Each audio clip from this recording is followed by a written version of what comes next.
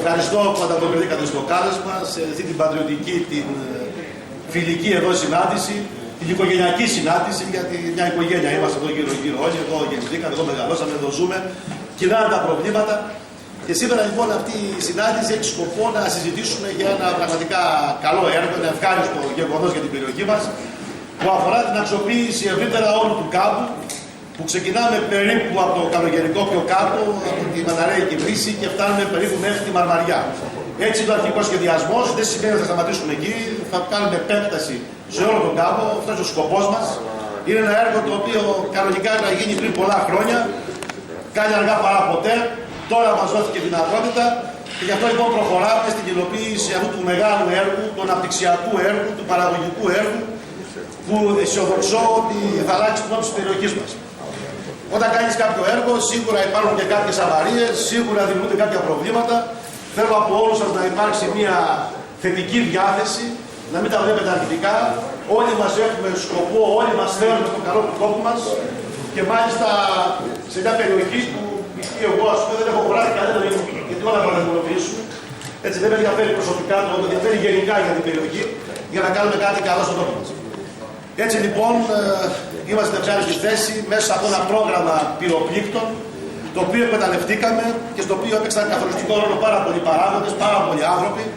Με κυρίαρχο οπωσδήποτε τον Τατούλη, τον Πέτρο, τον Περιφερειάρχη, ο οποίος στο δικό μου αίτημα αμέσως ανταποκρίθηκε και συγκατατέθηκε να ρίξουμε τα χρήματα αυτά εδώ, γιατί μιλάμε για αρκετά χρήματα, μιλάμε για 3 εκατομμύρια σε μια εποχή που το χρήμα δεν ρέει πλέον όπως ξέρουμε όλοι. Σε ένα έργο το οποίο πραγματικά πιστεύω ότι θα αλλάξει, όπως είπα, την όψη της περιοχής. Πρόκειται για ένα έργο το οποίο έχει δύο συνιστώσεις. Η μία είναι αποστράγγιση του υπάρχοντος του βάλτου, όλου αυτού της πεδιάδας, να γίνει αποστράγγιση, και το δεύτερο είναι να γίνει άρδευση.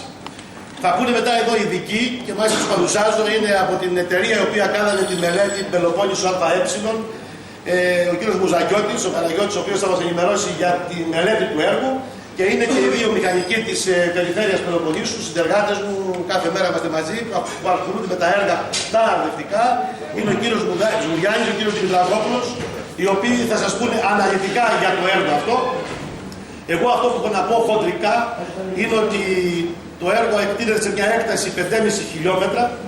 Τόσο είναι οι δράσεις που θα κάνουμε σε πρώτη φάση, λέω γιατί θα επεκταθεί το έργο αυτό. Είναι σε 5,5 χιλιόμετρα, θα υπάρξουν 3 φράγματα. Το ένα φράγμα είναι περίπου 300 μέτρα, 400 ίσως πάνω από το αρέπτο το Μήλο, από το Γεφύρι πάμε για Πάπαρη. Το δεύτερο φράγμα είναι κάπου τόσα μέτρα, 400-500 μετά το αρέπτο το Μήλο προς τα κάτω, και το τρίτο φράγμα είναι χαμηλά πριν το Δέλτα περίπου. Σε κάθε φράγμα θα συγκεντρώνονται περίπου, από ό,τι λένε, γύρω στα 8.000 κυβικά. Δεν σημαίνει ότι μόνο αυτά είναι, θα διάρκεια και ξαναγεμίζουν. Η χωρητικότητα και των 2 φραγμάτων είναι 8.000 κυβικά.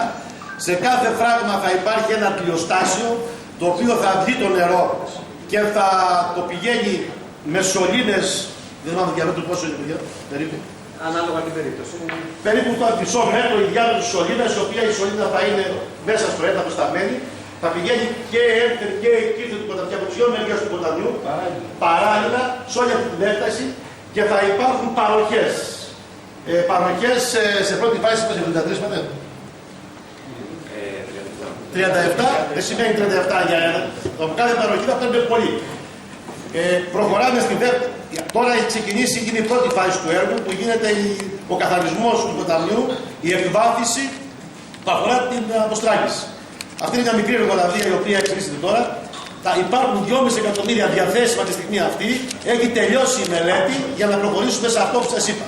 Συγχρόνως θα γίνουν και δρόμοι κατά μήκος του ποταμιού και από εδώ και από εκεί σε όλη την έκταση. Καθώς επίσης θα υπάρχει και ηλεκτρικό ρεύμα σε όλη αυτή την έκταση. Πιστεύω ότι για να κάνουμε την κρίση μόνο με τέτοια έργα θα το πετύχουμε, μόνο ποντάροντας στον πρωτογενή τομέα, στην παραγωγή. Εσείς είστε που καλλιεργείτε, που μεγαλώνετε την πίτα της οικονομίας. Εσείς θα βγάλετε τη χώρα από την κρίση. Όσα μνημόνια και να πάρουμε, δεν πρόκειται ποτέ να αλλάξει κάτι εάν δεν ρίξουμε το βάρος στον πρωτογενή τομέα. Είμαι θειασότης αυτής της άποψης και εγώ και ο Τατούλης για όλη την περιφέρεια Πελοποννήσου. Και επειδή μας δόθηκε ευκαιρία λοιπόν αυτή, θέλω την συμπαραστασία σας, την βοήθειά σας για να φέρουμε σε πέρας το μεγάλο αυτό έργο το οποίο ξεκίνησε ήδη στον τόπο μας. Η συζήτηση θα έχει τις εξής φάσεις.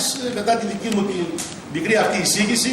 Θα μας κάνετε μια ανάλυση εδώ η μηχανική ακριβώς τι προβλέπετε για το έργο και μετά εσείς θα κάνετε ερωτήσεις, αλλά θα ήθελα να κάνετε και προτάσεις. Θα δώσετε και ιδέες, γιατί μέσα από τη συζήτηση θα βγει στο τέλος κάτι καλό. Πιστεύω στη συζήτηση. Εντάξει, κάποιες σημειώσεις θα διορθώσουμε οπωσδήποτε. Εδώ είναι και ο Περιφερειακός Σύμβουλος, ο κ. Ντάνος, ο κύριος επόμενος Δημοτικός Σύμβουλος, ο Λιάσο Τότσης, κοίτα και ο Σωτήρης Παπαδημητρίου, η Δημοτική Σύμβουλη της περιοχής μας. Όλοι μαζί πρέπει να πάρουμε στην πλάτη μας την ιστορία αυτή, αν θέλουμε να αλλάξει όψη ο τόπος μας. Εγώ είμαι αισιόδοξος, πιστεύω στο έργο αυτό και θα βάλω όλες τις δυνάμεις μαζί με όλους εσάς να το φέρουμε σε πέρα.